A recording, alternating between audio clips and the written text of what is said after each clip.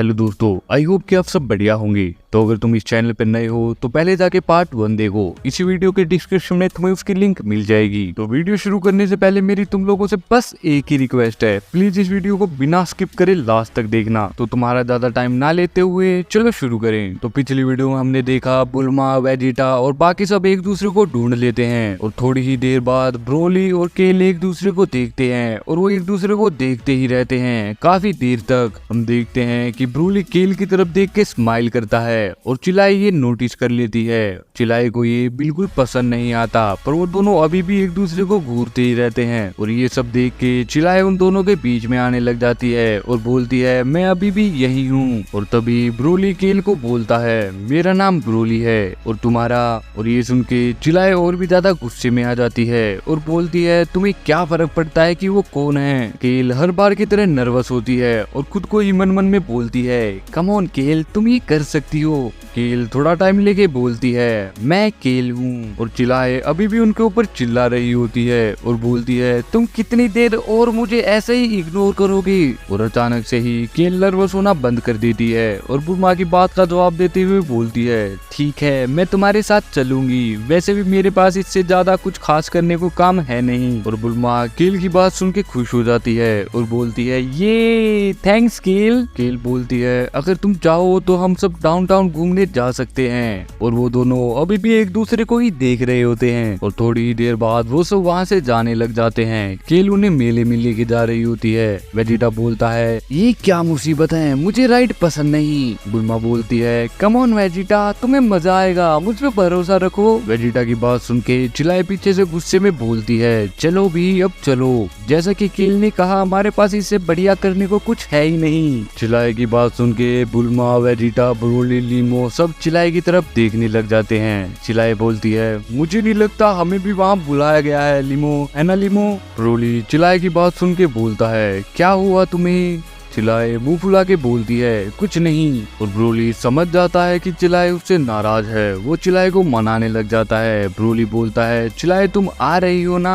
और ये देख के चिल्लाए और भी ज्यादा मुंह फुला लेती है और ब्रोली उसके मुंह पे उंगली मार के उसकी हवा को निकाल रहा होता है। ब्रोली बोलता है अब मान भी जाओ। और फाइनली चिल्लाए मान जाती है, बोलती है ठीक है। और थोड़ी देर बाद वो सब वहाँ पहुँच जाते हैं। केल बोलती है हम पहुँच गए। और ये सुन के जय को थोड़ा सा शौक हो जाता है और बोलता है क्या इतनी जल्दी, हमें बस 30 सेकंड हुए चलते हुए। ब्रोली बोलता है ये कितनी सुंदर है। केल बोलती है हाँ। जय को आसपास हर जगह नजर मारता है और बोलता है मुझे लगा था यहाँ कुछ बढ़िया होगा। चिल्लाए बोलती है मुझे भी। केल बोलती है तुम्हें पता होगा ये जगह काफी छोटी है। और तभी ब्रोली केल के पास आता है और बोलता है बढ़िया, और जब हमने ये सब देख लिया है तो अब हमें आगे क्या करना है। केल थोड़ा सा शर्माते हुए बोलती है तुम्हें नहीं लगता हमें पास जाके देखना चाहिए। चिल्लाए बोलती है वहाँ अंदर ऐसा करने को क्या है, क्या वहाँ दुकान है। और ये बोलते हुए चिल्लाए सोच रही होती है कि जब तक ये सब खत्म हो ये हमारी गाइड ना रहे। केल बोलती है बिल्कुल है,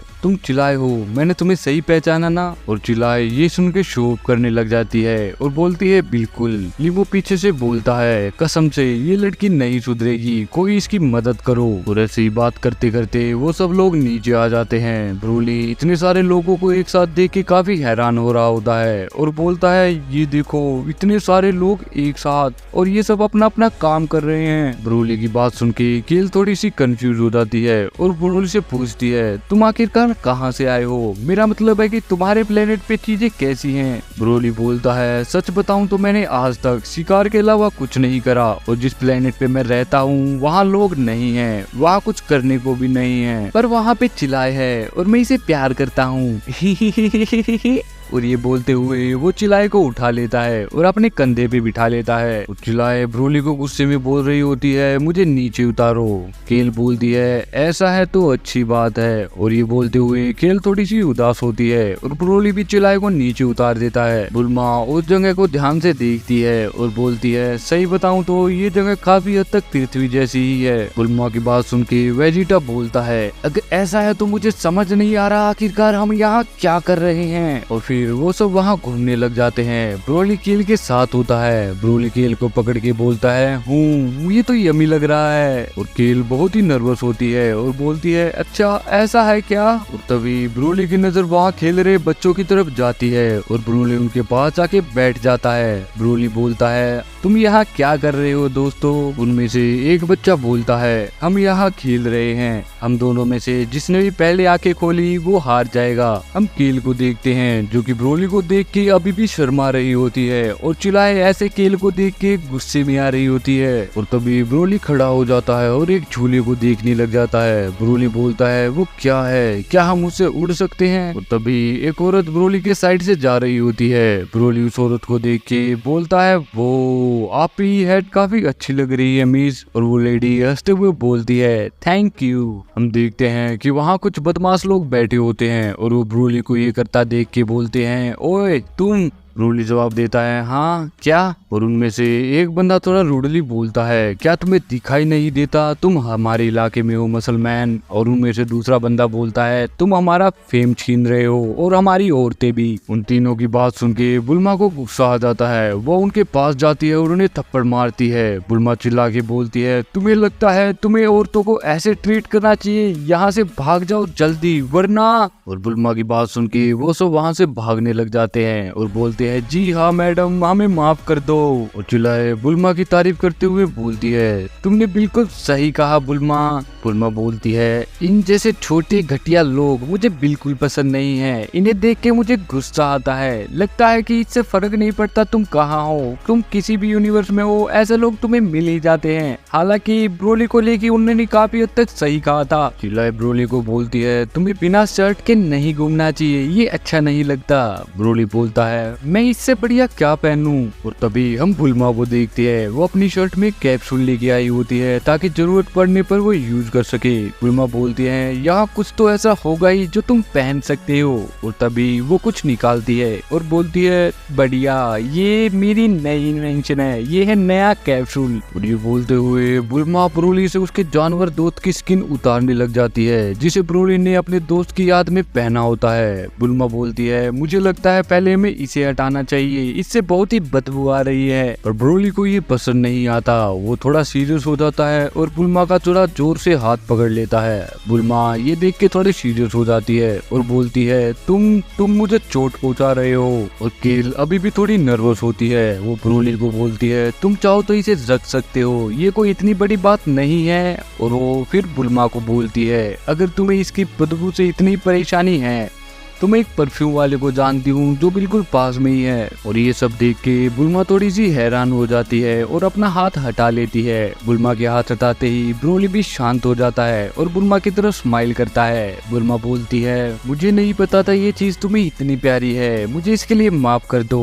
और हाँ, ये लो, इसे अपनी छाती पे लगा लो। ब्रोली बोलता है, कोई बात नहीं, इसके बारे में इतनी चिंता मत करो। और वह बुल्मा से वो कैप्सूल ले लेता है और अपनी छाती पे लगा लेता है। वो बुल्मा से पूछता है, क्या इसे ऐसे ही लगाना है। और तभी ब्रोली की पूरी छाती पे एक ब्लैक कलर की टी शर्ट आ जाती है। ब्रोली बोलता है, ओ ये बहुत ही टाइट है। बुल्मा बोलती है, ओ चलो भी, इतने नखरे मत करो, ये परफेक्ट है। और चिल्लाए पीछे से शर्माते हुए बोलती है, मुझे लगता है ये तुम पे काफी अच्छी लग रही है। और ब्रोली भी ये सुन के थोड़ा सा शर्मा जाता है और बोलता है, थैंक्स चिल्लाए। और तभी सीन चेंज होता है। हम एक प्लेनेट को दिखाया जाता है और हम देखते हैं कि वहाँ विश, गोटन और ट्रंक्स आए होते हैं। विश देख रहा होता है कि वो दोनों आखिरकार कैसे लड़ते हैं। हम देखते हैं कि विश उन दोनों के फ्यूजन को देख रहा होता है और वो दोनों भी खुद को ही देख के खुश हो रहे होते हैं। और विश फाइनली देख के समझ जाता है कि उन्हें क्या करना है। विश समझ जाता है कि वो दोनों कभी भी अकेले नहीं लड़ते, वो हमेशा फ्यूज होके लड़ते हैं। और वो दोनों अपनी फाइट को देख के खुश हो रहे होते हैं। गोटन बोलता है, ये। ट्रंक्स बोलता है, हम दोनों कितने कमाल के हैं। और तभी विश उस प्रोजेक्शन को बंद कर देता है और बोलता है, अच्छा है, जितना मुझे जानने की जरूरत थी मैं उतना जान चुका हूँ। और तभी ट्रंक्स और गोटन एक साथ बोलते हैं, आखिरकार हम दोनों अब ट्रेनिंग शुरू करने वाले हैं। और ये बोलते हुए वो दोनों फ्यूज होने के लिए रेडी हो रहे होते हैं। और तभी वीस हंसते हुए बोलता है, हो, आज से तुम्हारा फ्यूजन करना मैं पूरी तरीके से बंद करता हूँ। और ये सुन के वो दोनों शॉक हो जाते हैं और अपना फ्यूजन डांस को बीच में ही रोक देते हैं। विस अपनी बात को कंटिन्यू करते हुए बोलता है, मैं तुम्हें समझाता हूँ मेरे बोलने का क्या मतलब है। तुम्हारा गोल है कि तुम गोटेंस की पावर को पूरी तरीके से मैक्सिमम लेवल पे लेके जाना चाहते हो, और अगर ऐसा नहीं तो उसके कम से कम फुल पोटेंशियल के पास जाना चाहते हो। और ऐसा करने के लिए 3 स्टेप है। पहली चीज है कि तुम्हें अपने खुद को अंदर वाले खुद के साथ एक होना होगा। और अगर मैं सिंपल शब्दों में बताऊं तो तुम्हें अपनी पूरी ताकत को एक ही बार में बाहर निकालना सीखना होगा, फिजिकली या कैसे भी। और ऐसा करने के लिए तुम अपनी कमजोरियां, अपनी फीलिंग्स, अपने अंदर के राक्षस का सामना करना होगा। ट्रंक्स और गोटन विस की बात बहुत ही ध्यान से सुन रहे होते हैं। और विस अपनी ताकत से एक चीज बनाता है और बोलता है, ये तुम्हारी पहली एक्सरसाइज के लिए। और ये जो डिवाइस तुम अपने सामने देख रहे हो, इसके बीच में एक बॉल है और इसके ऊपर एक लाइट है जो कि लाल और हरे रंग की है। तुम इसकी किसी भी एक साइड पे मारोगे तो रेड लाइट आएगी। और विस उन्हें मार के दिखाता है। और तभी विस अपनी बात को कंटिन्यू करते हुए बोलता है, अगर तुम दोनों एक साथ इसकी दोनों साइड पे मारोगे तो इसमें ग्रीन लाइट आएगी। और तुम्हारा गोल है कि तुम्हें उन दोनों लाइटों को जलाना है और इतनी ताकत से, इतने जोर से इनकी दोनों साइड पे मारना है, सेम ताकत के साथ कि वो बॉल फट जाए। और ये करने के लिए तुम्हें पेशेंस, ध्यान और एक्सप्लोजिवनेस की जरूरत पड़ेगी। और मेरे हिसाब से अभी भी हार्डेस्ट बात यही है कि एक साथ एक जितनी ताकत लगा के बॉल को फोड़ना।